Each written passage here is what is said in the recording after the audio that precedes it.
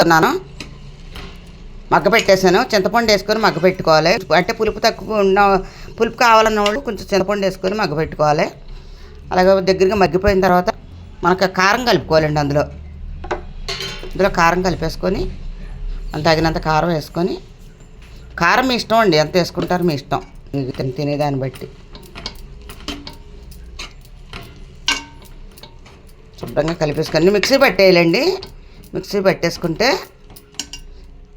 పట్టుకుందామండి. ఇదిగోండి ఆవాలు, మెంతులు, కొంచెం జీలకర్ర కొంచెం దోరగా వేపేసానండి. దోరగా వేపేసి మిక్సీ పట్టేస్తున్నాను. ఆ పొడి అయిన తర్వాత ఇదిగోండి పొడి ఇలాగ అయిపోద్ది. ఈ పొడి మనం ఏం చేయాలంటే కొంచెం చల్లారిన తర్వాత అందులో కలిపేసుకోవాలండి. కలిపేసుకొని మనం నూనె వేసుకొని తాలింపు వేసుకుని మీకు చూపిస్తాను. ఇవన్నీ మిక్సీ పెట్టేసుకున్నాను. మిక్సీ పెట్టేసింది మనం ఇందులో వేసేసుకోవడమే.